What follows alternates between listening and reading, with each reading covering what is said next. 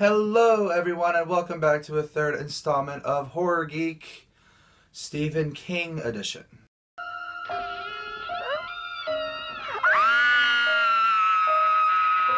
Today we'll be discussing and reminiscing all Stephen King in celebration of the new It release in about a month and a half. As you can see, I have my little pop vinyl here, which I'm super stoked to have, even though it's already in such shitty condition. And I have some of my DVDs, these right here. Now, I own more Stephen King DVDs. This isn't just it. I made a pun.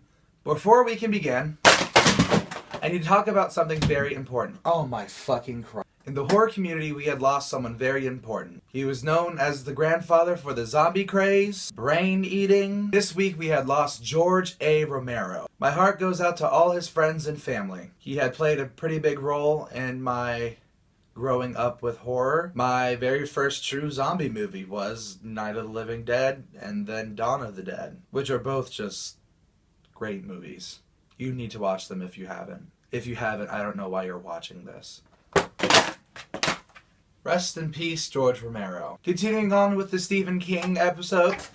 Oh shit. Fuck the police coming straight from the underground. Now, Stephen King, or as I like to call him, the King of Stephen, has to be one of the most famous horror writers of today. You cannot simply go up to a horror fan and scream, "What's your favorite Stephen King book?" And usually the answer you'll get is, fuck off. Now, I grew up reading Stephen King and watching his movies. I own almost all of his books, and I think his books are great.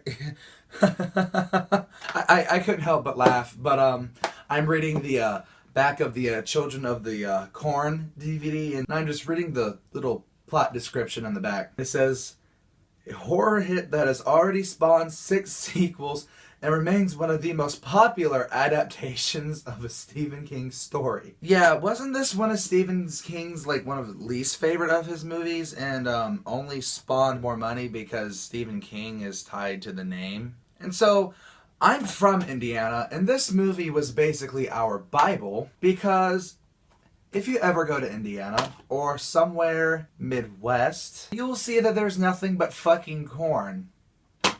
Actually, I think there was a cult near my grandmother's house. So you watched Children of the Corn? I lived it. Hey!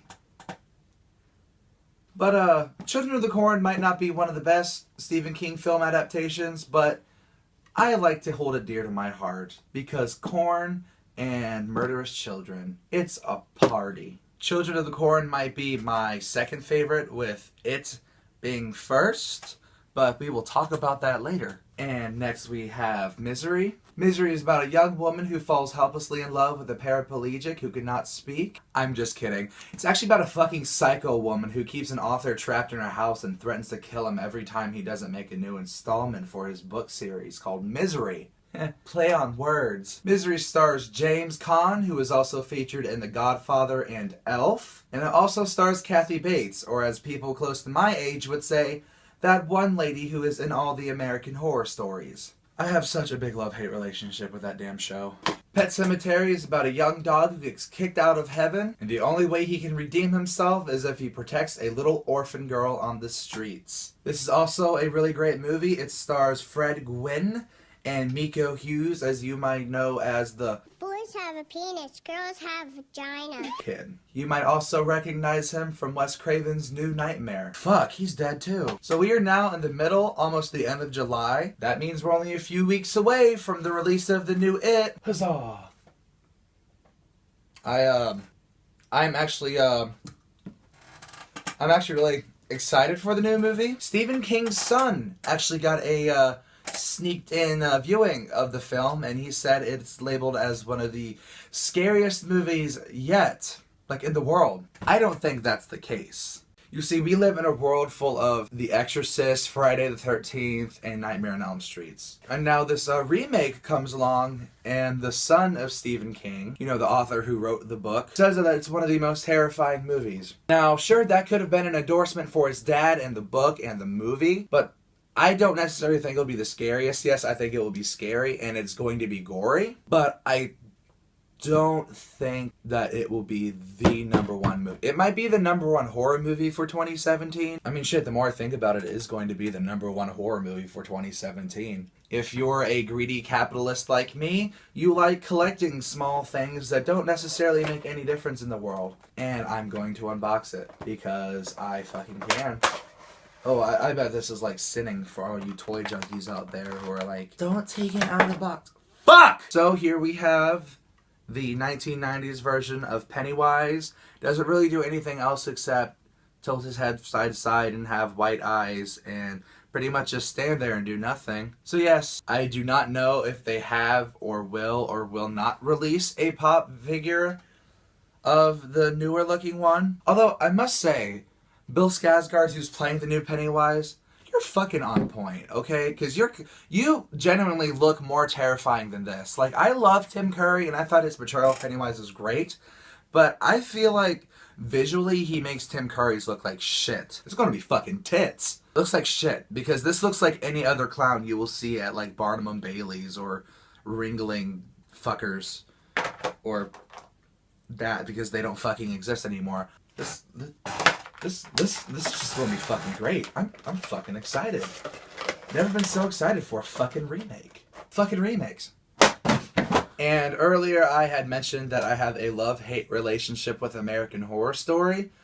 And guess what? We officially have a new title, and we have somewhat of a plot that is going to happen with the new season. Season 37 of the same shit with different themes. It is officially called American Horror Story Cult. I happen to think that name is awful and predictable. I preferred the fan-made title, Horror Story Election, because it takes place during and after an election. And judging by the trailer and the new logo released, there is some sort of obsession with bees. Gee, let's rip off Candyman. So basically the plot is everything seems to be going great.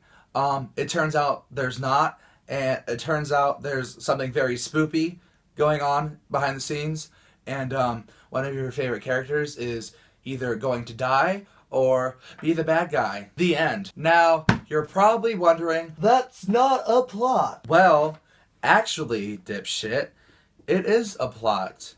Because all the seasons are the fucking same. They're all the same stories, just different themes. That show just needs a refresher, something new, because it's all the same. It's called Millennials Don't Know What Real Horror Is, and they feed off of repetition, and as long as it's popular, they'll keep throwing money and interest in it. And it is still rumored that Lady Gaga may or may not play a small and or significant role in this season. I honestly hope she does, because Hotel, for me, was one of the most enjoyable and watchable seasons. I feel like she deserved her award very well for playing that.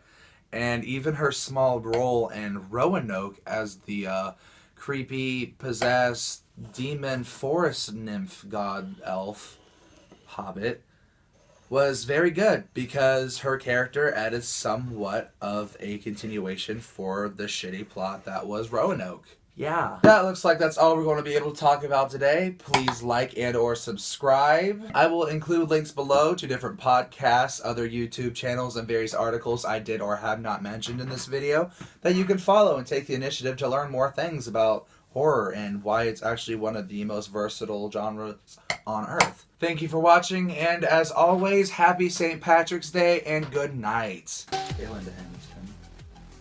You look like a dude. Nostrils flaring.